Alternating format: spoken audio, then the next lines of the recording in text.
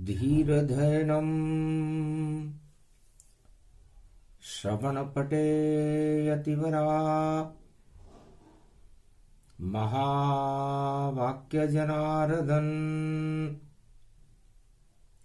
सच्चिदानन्दत्वं शरणं व्रजेश। यादवेन्द्रं दयादाता पुण्डरीक्षा क्षीरसागरशयनं कमलनयनं नमस्तुते नमामि श्रीहरि। धैर्य से जिसको धारण किया जाता है, कर्णपटुओं से जिनका पान किया जाता है, ऐसे सच्चिदानंद भगवान श्री यादवेंद्र सरकार को मैं नित्य ही चिंतन करता हूँ, नमन करता हूँ। जिनको नमन करने से मंगलादि मंगल तो हो ही जाते हैं, साथ ही में बहुत बड़ा बल मिलता है मनुष्यों को।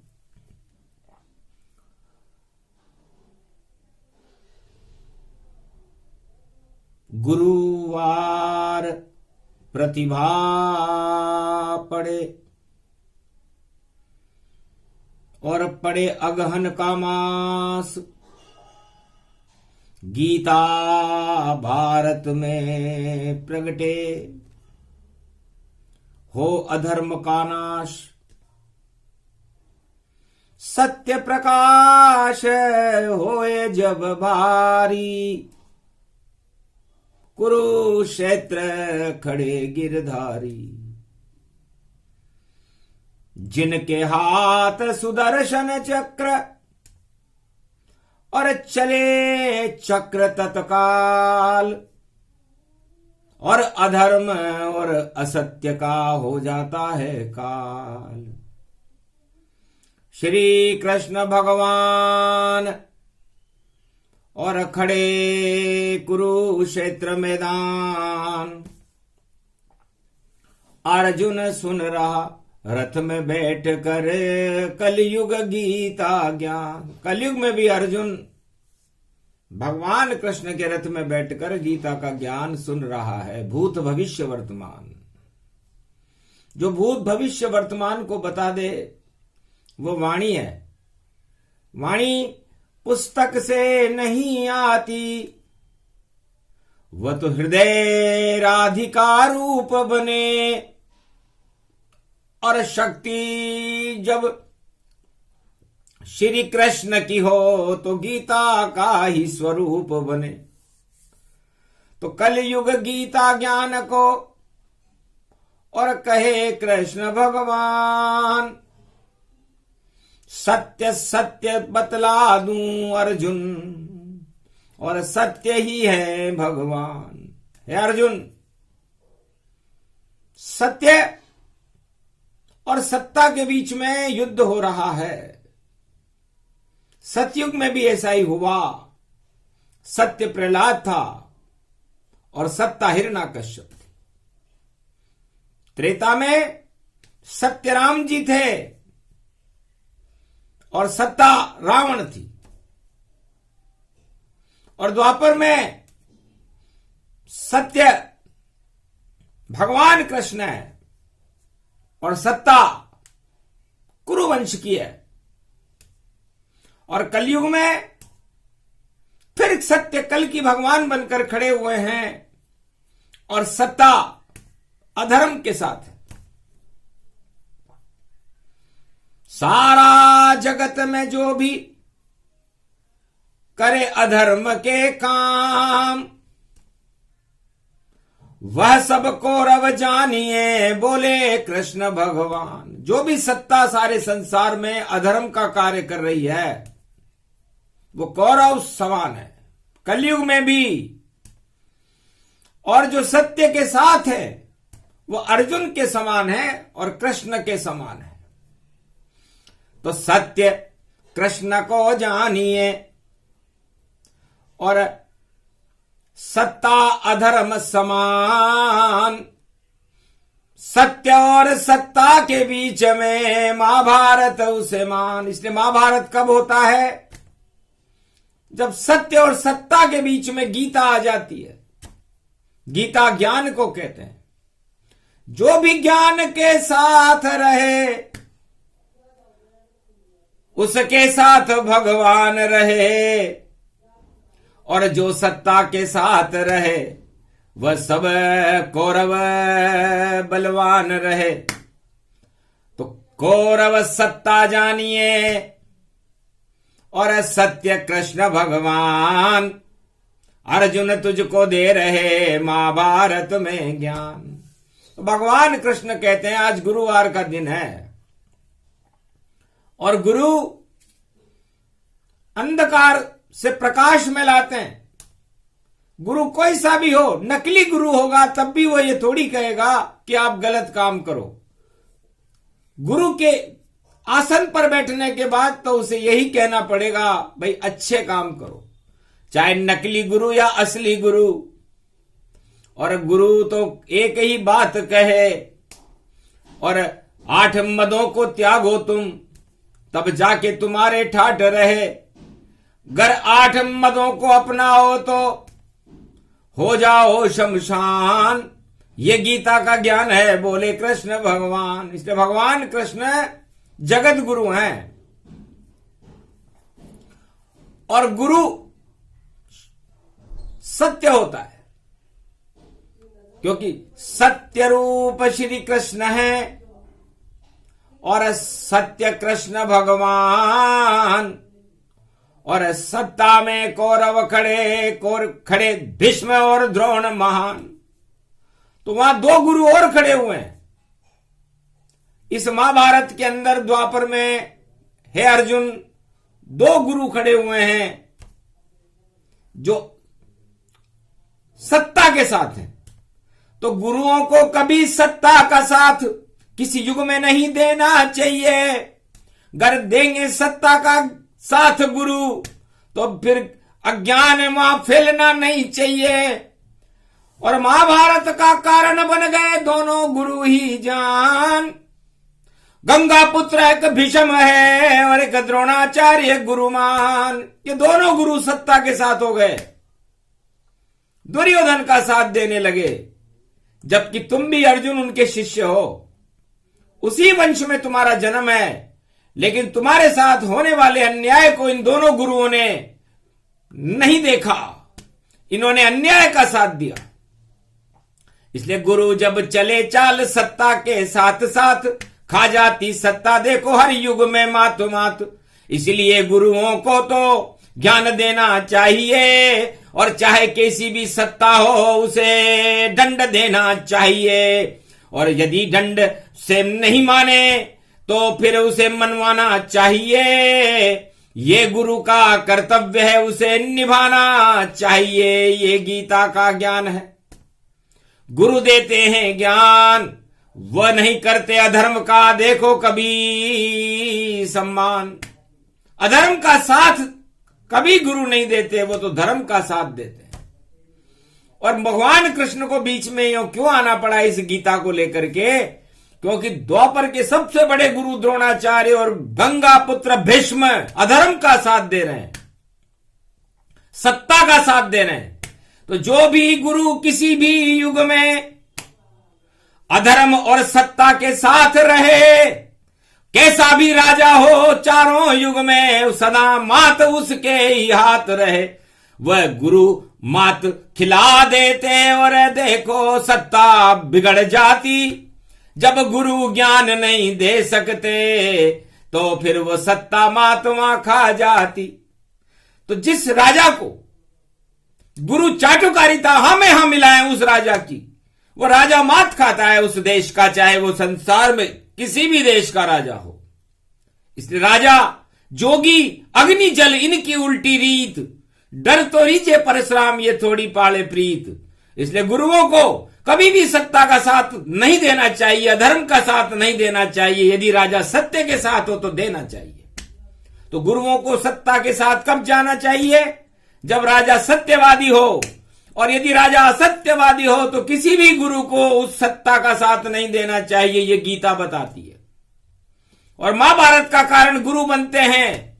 इसलिए हे अर्जुन, इस महाभारत के अंदर कुरुक्षेत्र मैदान में 18 अक्षौणी सेना के साथ कुरुवंश के समर्थ गुरु भीष्म पितामह और द्रोणाचार्य खड़े हुए हैं और दुर्योधन के सेनापति हैं। तो फिर क्यों नहीं हारे दोनों गुरु और सत्ता हार सब जाए, क्योंकि अधर्म के साथ गुरु और नजर हमें आए। इस कारण अधर्म हटाने को श्री कृष्ण कुरुक्षेत्र में आए हैं और रथ खड़ा हुआ है श्री कृष्ण का और ज्ञान प्रगटाने आए हैं। तो अर्जुन तुम बनो विजेता, क्योंकि तुम ही सत्य के साथ, सत्य कृष्ण भगवान है, कौरव खावे मात सियावर रामचंद्र शंकर हरिओम।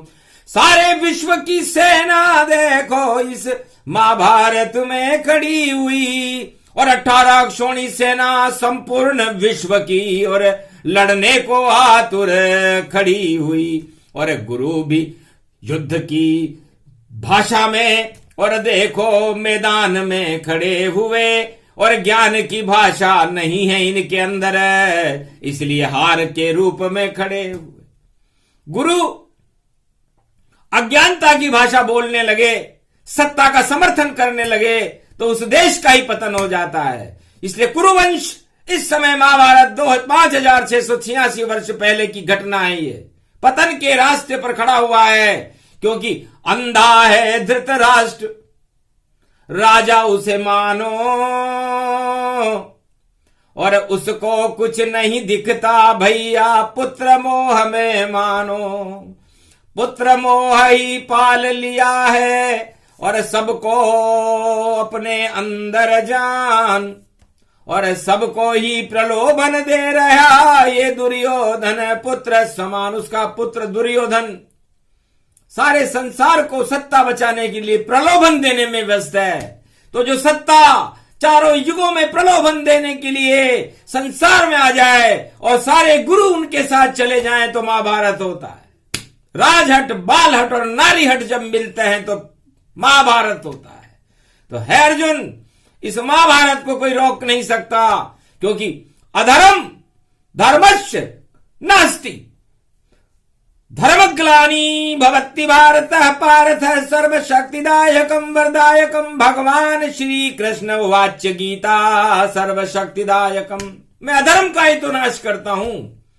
अधर्म में कोई किसी का भाई नहीं होता, कोई किसी का पिता नहीं होता, माता नहीं होती, गुरु नहीं होता, कुछ नहीं होता। अधर्म तो अधर्म ही रहता है, चाहे उसे कोई भी करे, चाहे तुम भी क्यों न करो। अर्जुन, यदि तुम भी अधर्म के साथ जाओगे तो जा सकते हो, लेकिन इस पांडव वंश में केवल 5 पांडव सत्य के साथ हैं और सारा संपूर्ण विश्व, पूरा संसार और कुरुवंश सत्ता के साथ है। तो इतनी बड़ी सत्ता उनकी और गुरु भी उनका साथ दे।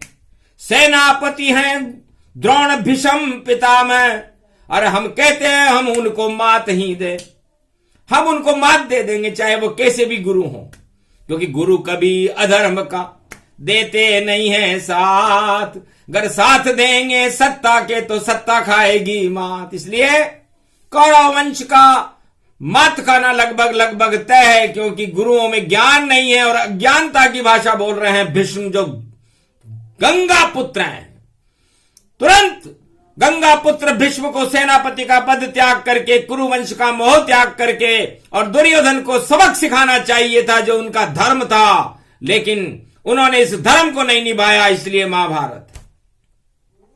और गुरु द्रोण पांडवों के और कौरवों के गुरु थे, और पांडव और कौरव भी लड़ने लग जाए और गुरु वहां खड़ा रहे और अधर्म के साथ खड़ा रहे तो फिर महाभारत है।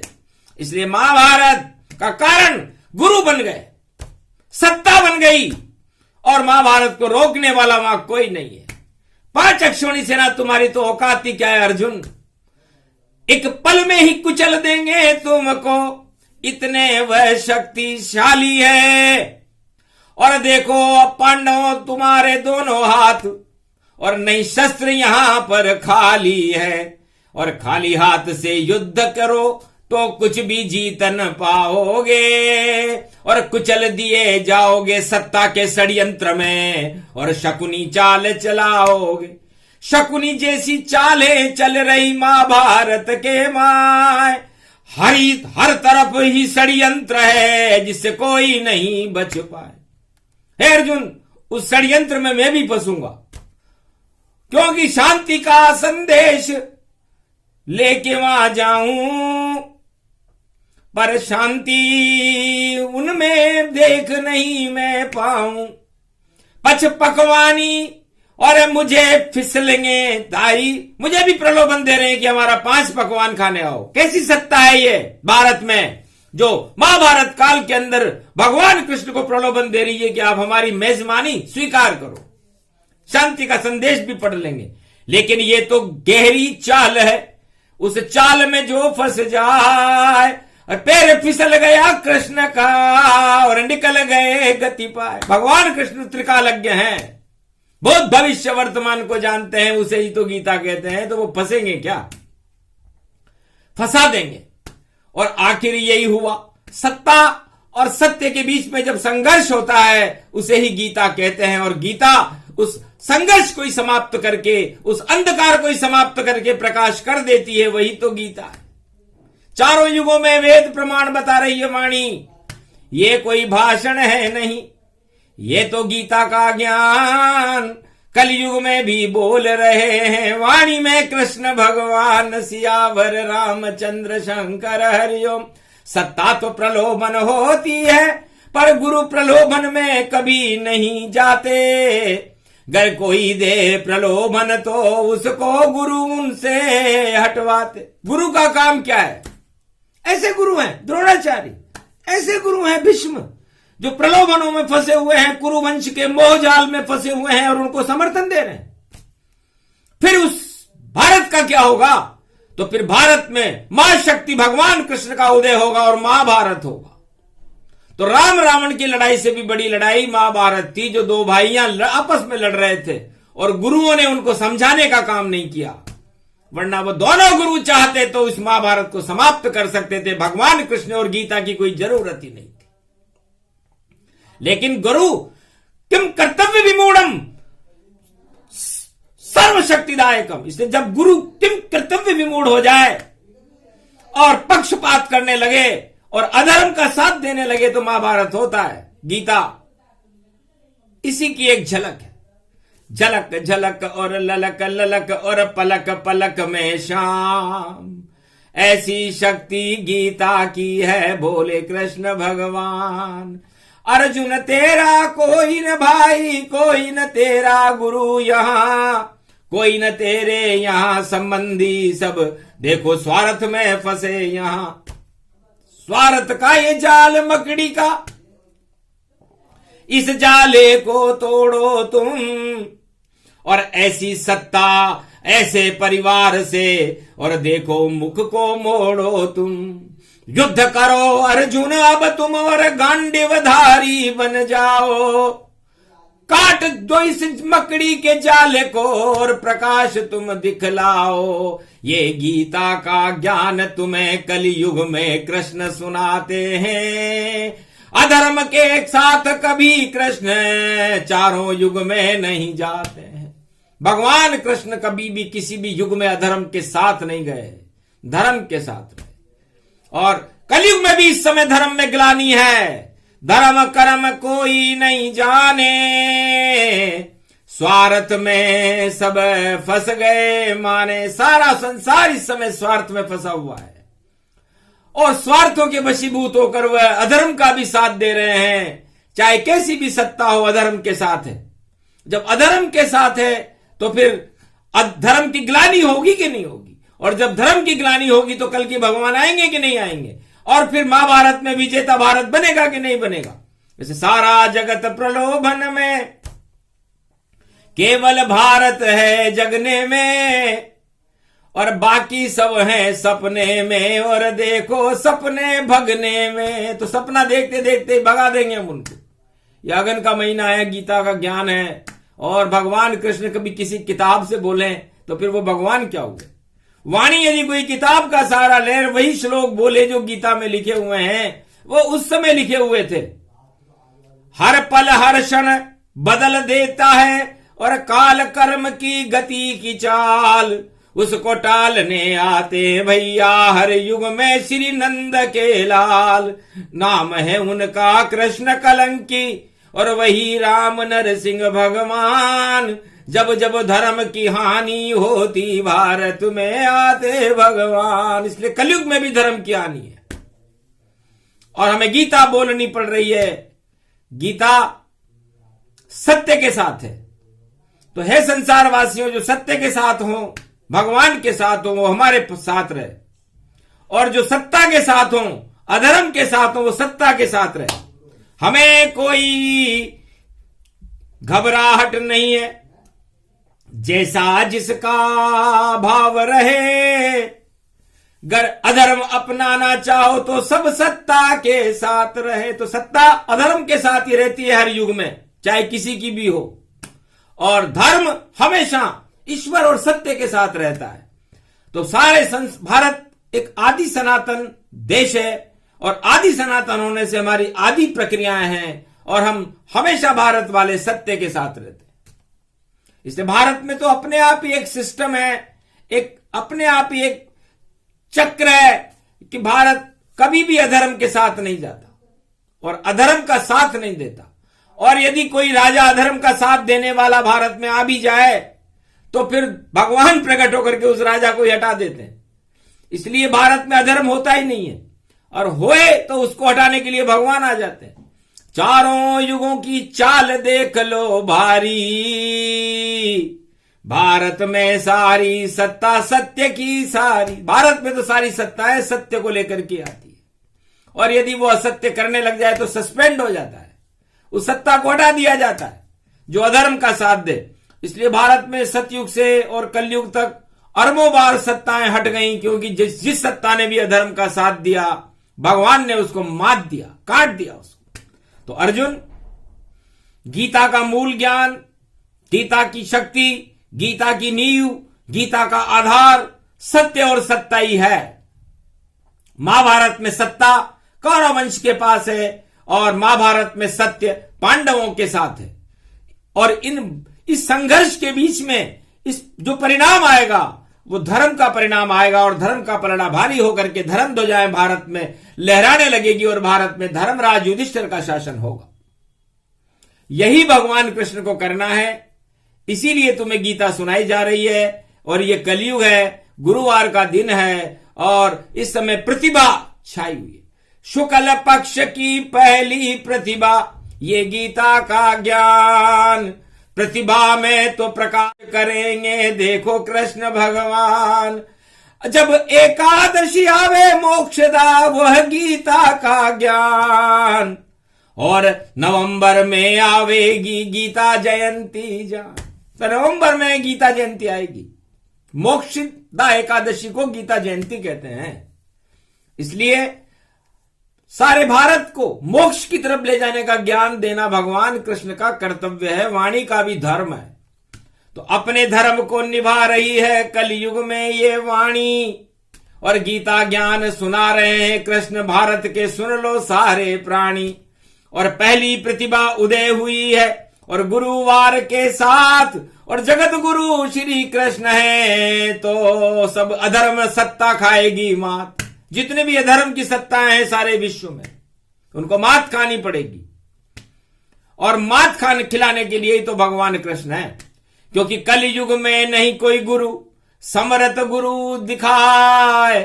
सारे गुरु निस्तेज हैं, या सत्ता के संग मौज उड़ाए। या तो गुरु सत्ता के साथ मौज उड़ा रहे हैं, या गुरु सोए हुए हैं, क्योंकि कलयुग में हमें कोई इस युद्ध के मैदान में गुरु नजर नहीं आता, और गुरु प्रकाश करते हैं।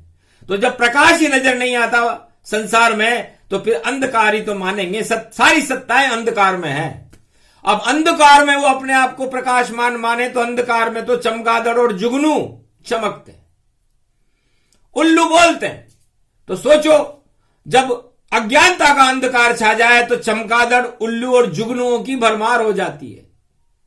तो बोलो, उल्लू में क्या कान बता दो भैया, और जुगनू चमके टिम टिम टिम टिम तैया, और देखो फड़ फड़ फड़ फड़ चमका दड़ फड़ फावे, और देखो उल्टा लटक लटक ये जावे। इसलिए सारा जगत ही लटका उल्टा जानो, चमगादड़ उल्लू जगनू इनको मानो। ये क्या महाभारत में युद्ध लड़ेंगे भारी, अरे इनमें शक्ति नहीं कोई है सारी। ये अंधकार के गुरु अंधे ही जानो, और अंधा गुरु अंधा चेला ही मानो। गुरु अंधे अंधा ठेलिया दोनों कूप पड़ंत, इस कारण भारत में देखो गीता बन गई संत। इसलिए जब अंधा अंधे को ठेलेगा तो क्या होगा। इसलिए इस समय कलयुग में भी गीता संत बन करके अपना ज्ञान अपना प्रकाश इस भारत में फैला रही है। गीता है, और ये गीता गौरव है भारत का। ये गीता भगवान कृष्ण के मुख से निकली और निराकार की ज्योति है। सारे भारत में ये हीरे पन्ने और ये ही माणक मोती है। कितनी कीमती ज्वेलरी, और जिसे कृष्ण ने दिया निकाल, सारे काल ही टल गए और खड़े नंद के लाल, सियावर रामचंद्र शंकर हरिओम। तो कितना गौरव है गीता में, कितना गौरवशाली है ज्ञान। इसको चमका दो भारत वालों, तो भारत है जगत गुरु की शान। तो कलयुग में भी संपूर्ण भारत में समारंभ है, राजा और प्रजा सहित। तो इस ज्वेलरी को, इस हीरे पन्ने माणक मोती के ज्ञान को सारे संसार को सुनाओ, तो सारे संसार का अंधकार ही हट करके प्रकाश हो जाएगा। यही तो कृष्ण है। कृष्ण का मतलब ही अंधेरा है, शाम है, और अंधेरे को हटाने के लिए अंधेरा ही आता है। क्योंकि सांप के जहर को यदि हटाना हो तो सांप का जहर ही लाना पड़ता है। इसलिए कृष्ण बन गया जगत गुरु, कृष्ण श्याम का रूप। सारे अंधकार हटा दिए कृष्ण ने, और भारत दिव्य स्वरूप, और भारत में धर्म ध्वजाएं स्थापित कर दी, धर्मराज की स्थापना हो गई। तो कृष्ण नहीं होते, ये श्याम नहीं होता अर्जुन, तो ये गीता नहीं होती। और ये गीता आप लोगों को दिखाई क्यों नहीं दे रही? इसे पढ़ क्यों रहे हो? और जब गीता पढ़ रहे हो तो फिर लड़ क्यों रहे हो? गीता ने कब लिखा कि आप लड़ो? गीता ने तो ये कहा है कि आप लोग एक रहो, भाई भाई में एकता हो, सभी धर्मों में एकता हो, सभी भारत में एकता हो, और समस्त आत्माएं एक रहें, परमात्मा भी एक रहे, और हम सब एकता सूत्र में बंधे रहें। ये तो गीता सिखाती है। और आप इस गीता को समझ नहीं पाया। भारत में कोई जो 5686 वर्ष पहले कृष्ण ने बोली, और गीता को पढ़ना सारा जगत, पर किसी ने देखी नहीं कोई अनहोनी। गीता को जीवन में उतारो सब, तो सब कल्याण हो जावेगा, फिर मरण मारण नहीं पावेगा। और जितने भी युद्ध में शांति होगी और तरण तारण हो जावेगा, तो फिर तो आपका तरण तारण हो जाएगा, मोक्ष में चले जाओगे आप। लेकिन आप सत्ता और सत्य के बीच में चुनाव नहीं कर पा रहे कि हम किधर जाएं। तो चुनाव किसे कहते हैं? चुनाव कहते हैं कि आप धर्म के साथ रहोगे या अधर्म के साथ, इसे चुनाव कहते हैं। तो चुनना कौन चुनेगा? आपकी आत्मा चुनेगी। तो अर्जुन, तुम्हारी आत्मा ने जब चुनाव हुआ तो उसमें सत्य को चुन लिया। सत्य भगवान कृष्ण है, तुझे गीता मिल गई।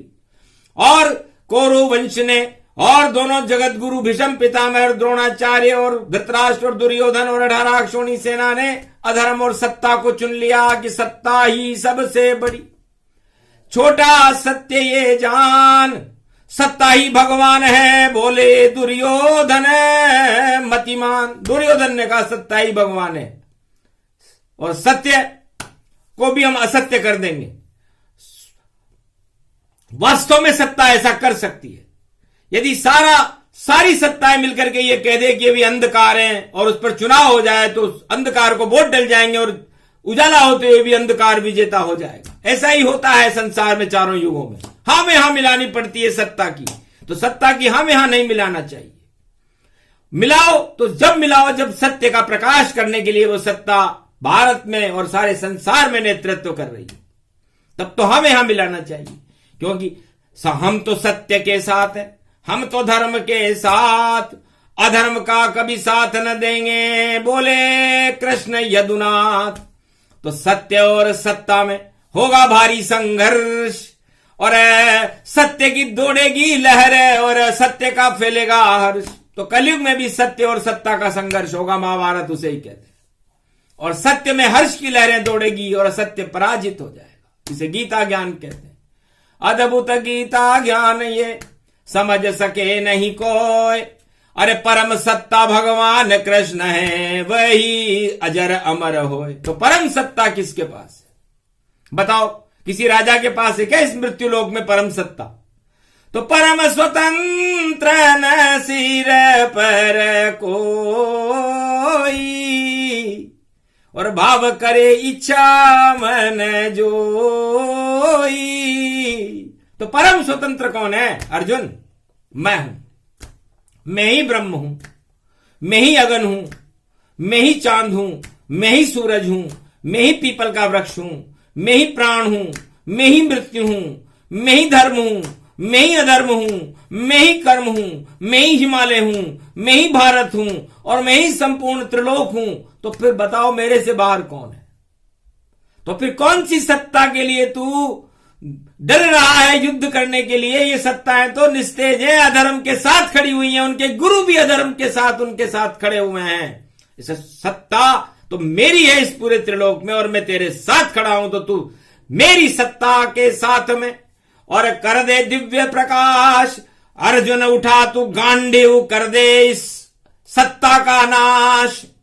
तब जाकर अर्जुन को दिया कृष्ण ने ज्ञान, और गांडीव से जब धनुष चले तो कौरव हुए शमशान। सारे कौरव सत्ता मारी गई, क्योंकि वो सत्ता वो तो काल्पनिक थी, असत्य के साथ खड़ी हुई थी, सत्ता नष्ट हो गई। तो परम सत्ता परमात्मा की होती है, और गीता में भगवान कृष्ण ने कहा कि आप परम सत्ता के साथ रहें, चाहे कोई सा भी युग हो, कोई सा भी धर्म हो, कोई सी भी जाति हो आपकी, और इस भारत का गौरव ऊंचा करने के लिए खड़े रहें। चाहे यहां का राजा हो, यहां की प्रजा हो, यहां का धनवान हो, कुबेर हो, विज्ञान हो, चाहे किसी भी धर्म और वर्ग का व्यक्ति हो, प्रकाश सबके लिए बराबर है, गीता सबके लिए एक ही है। और हम सब भारतीयों का उद्देश्य है अर्जुन, इस भारत के गौरव को बढ़ाना होता है। इससे सत्ता में कोई भी रहे, हमें क्या लेना देना? हमें तो लेना देना यह है कि वो जो सत्ता में है वो सत्य के साथ है कि नहीं। यदि सत्य के साथ है तो हम उसका समर्थन करते हैं, और यदि वो सत्य के साथ नहीं है तो हम उसका विरोध करते हैं। इसलिए भारत के सभी राजाओं को सत्य का साथ देना चाहिए, सत्य के साथ रहना चाहिए, और सत्य का प्रकाश फैलाना चाहिए, और भारत को जगत गुरु बनाना चाहिए। ये गीता का मूल धर्म है, और इस धर्म का कोई विरोध भी नहीं है, क्योंकि सत्य का साथ देने का में किस बात का विरोध है? सत्य सत्य ही रहेगा, सत्य सत्य के साथ, सत्य के साथ रहे जब भारत तो कभी न खाए मात। इसलिए भारत तो हमेशा सत्य के साथ ही रहता है। भारत के हर राजा सत्य के साथ रहते हैं, चाहे वो किसी भी उस जाति और धर्म के हो। जाति और धर्म को भगवान नहीं देखते। किसी भी गरीब भी भारत का राजा क्यों ना हो, उसके साथ भी भगवान है।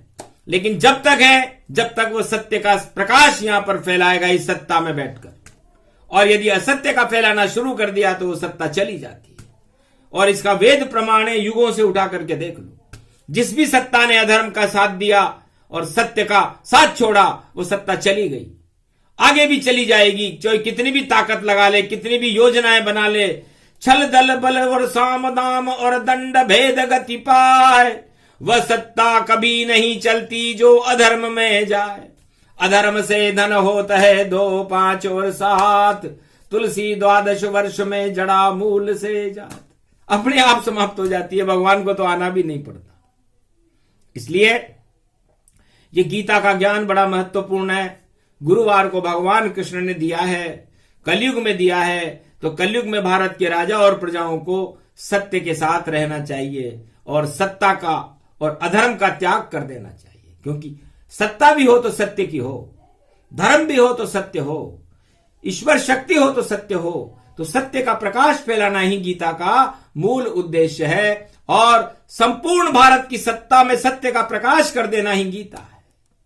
इसलिए पूरे हस्तिनापुर कुरुक्षेत्र के अंदर हम सत्य का प्रकाश फैलाने का संकल्प प्रतिभा को कर रहे हैं। गुरुवार का दिन है, नवंबर है और कलयुग चल रहा है, इसलिए सत्य का प्रकाश तो फैल करके रहेगा।